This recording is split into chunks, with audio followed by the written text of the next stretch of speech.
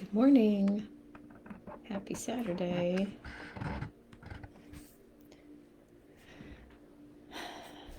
Okay, there you go.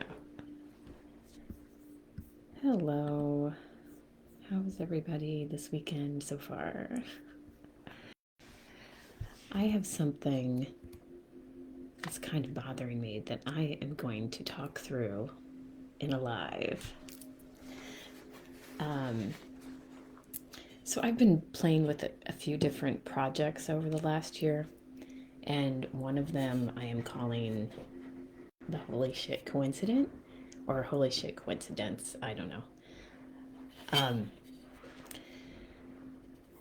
Talking about amazing things that maybe at the time didn't seem amazing, but looking back, it's like, holy shit. So, I'm trying to work through one right now and remind myself that it's a blessing and not to feel bad. Because I'm very, very lucky. Okay, so the most recent holy shit coincidence. Um, we moved to Minneapolis. Well, the Twin Cities were in St. Paul. We moved here 3 years ago and didn't like it at first. I had worked at Starbucks before coming here. It took me about 5 months to find a Starbucks here. But when I did, the store itself I loved. It was a great store, great manager, everything by the book, everything with enthusiasm and, service in mind, and I loved it. Um, what I didn't love about it was how I got there. So I live in St. Paul. The store is downtown Minneapolis. Downtown parking can be kind of pricey. So I would take the Green Line. And the Green Line at 4 a.m. is not a pretty thing. A lot of people sleeping on the train, which, fine, as long as I have a seat, whatever. Until one morning. And I had been there about a year at that store. I think this was like February or March of 19, so 2 years ago. I had recently been promoted to shift supervisor. So I was opening most mornings, a few mornings a week. So I would have to be there at 5, right? Do they open at 5:30? And it takes a half hour. Anyway, one morning on the Green Line, I saw something very disturbing. Disturbing, disgusting. Did not like it. When I got off the train that morning, I made the declaration that I'm never riding the fucking Green Line again. That was it. I didn't care how much parking was going to be. I was going to drive my car, which I love. I currently have a car that I love, although it's 10 years old now, but I get great joy and pleasure from driving my car. So, better, right? Screw the Green Line. I'm driving my car. About, it wasn't long after, I don't know how long after that, one skyway over from my Starbucks. So my Starbucks was right across from Target Center, and one skyway over, one block over, is City Center, and in City Center is Cardigan Donuts.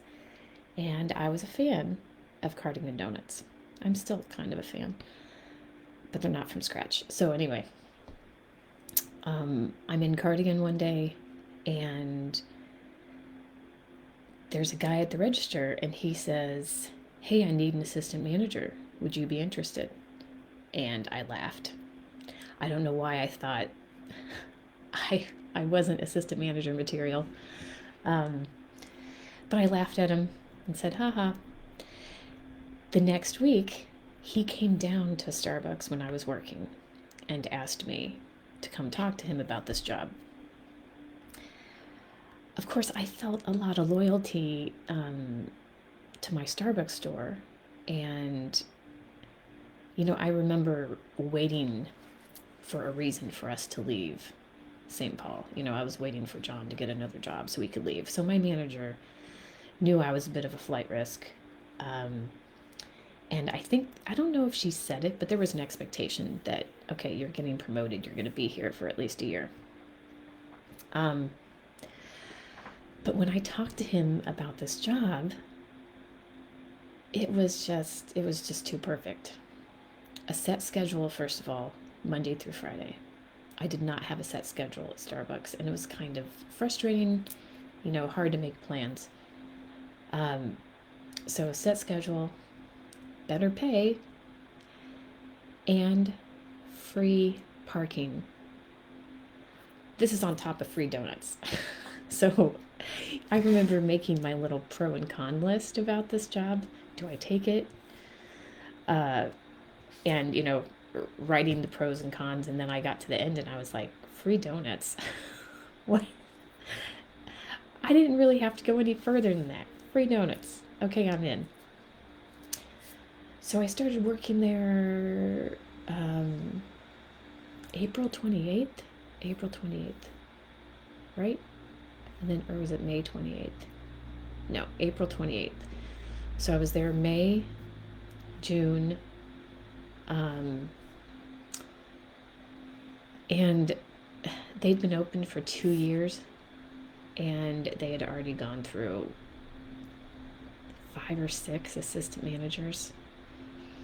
Yeah, I should have realized something was up. Anyway, it didn't go well.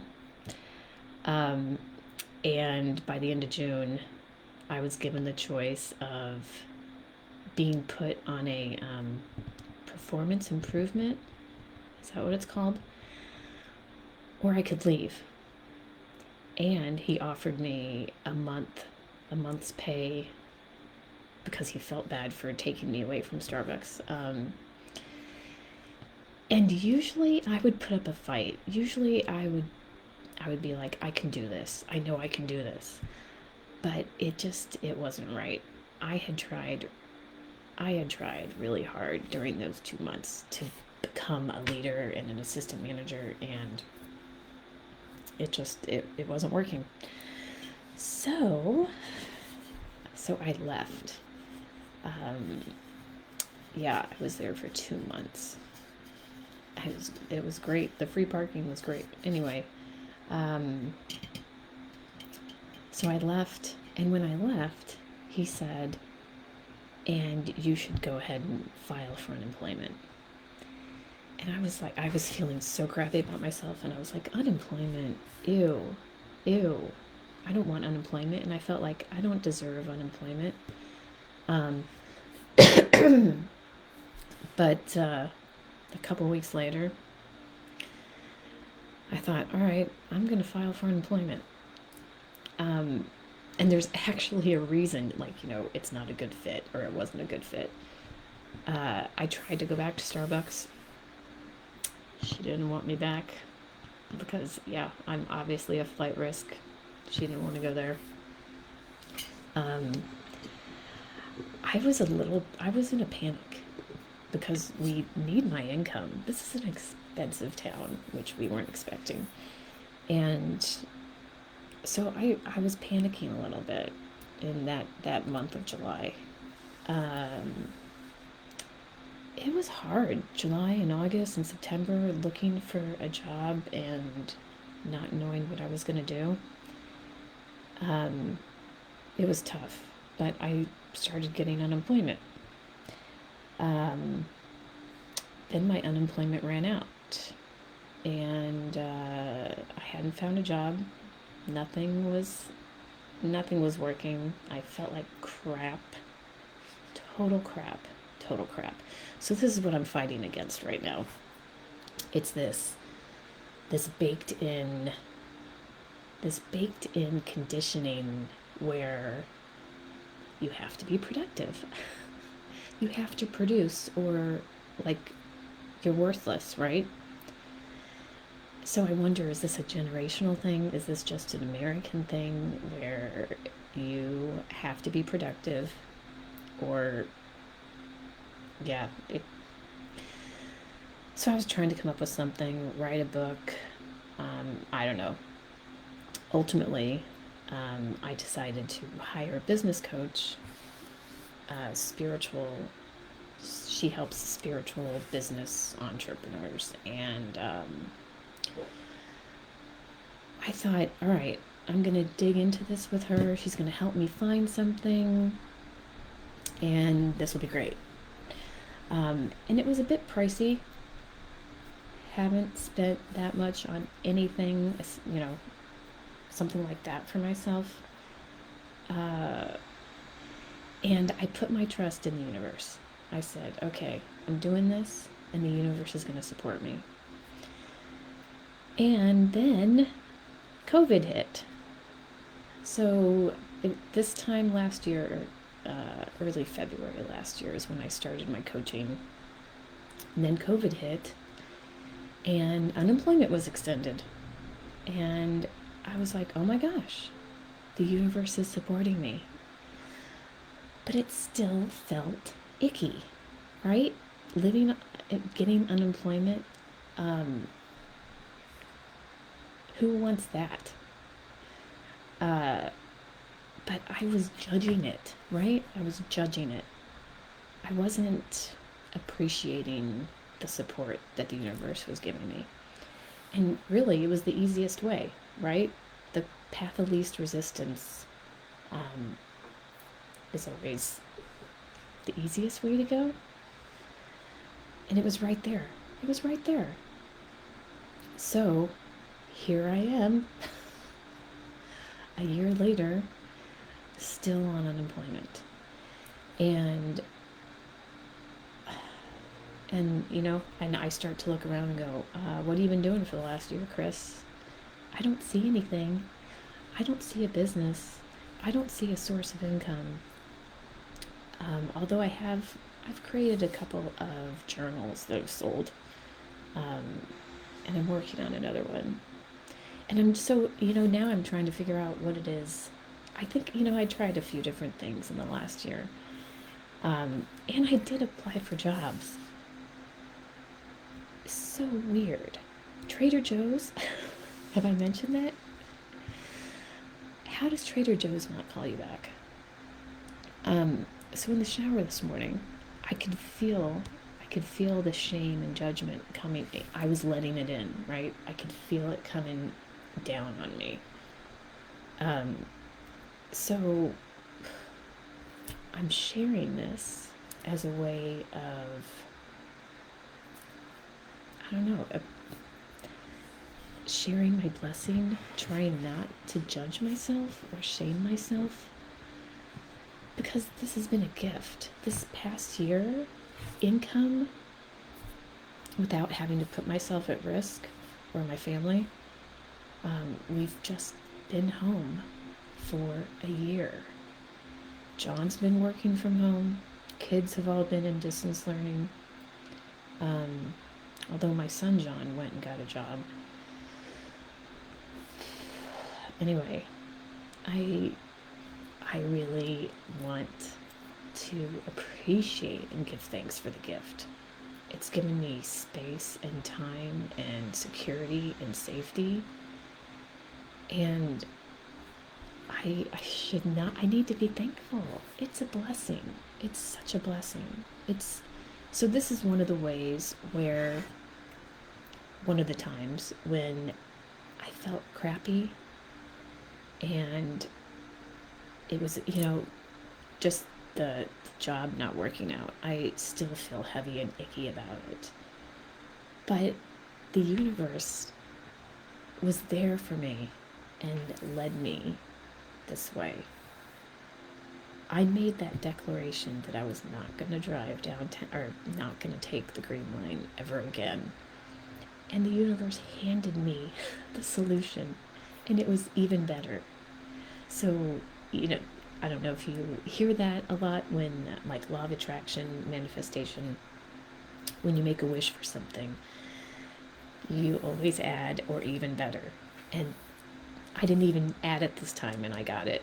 Like, this has been a tremendous blessing and gift for me. And I don't want to feel icky about it. I'm really fighting this. I have to say capitalist, right? Is that a capitalist thing? Is that a patriarchy capitalist thing? I've started following the NAP ministry on Twitter. They're also on Facebook, but much more active on Twitter. And oh, I so need that. Like, we are deserving. You are deserving. We are worthy simply by being here and existing. And just our existence is a gift and a blessing. But on top of that, there's so much more on top of that. I've really come to appreciate our house and the size of the house. I'm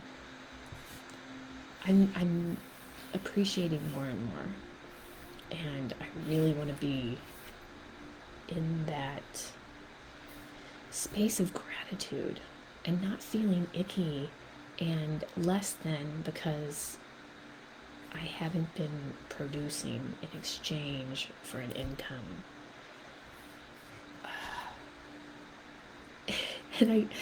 So yesterday, I was trying to get myself into the mindset of, well, if I was a millionaire, if I had won the lottery, this is what I would be doing, right? I have the freedom to choose what I do every day, all day long, well, within the confines of my home.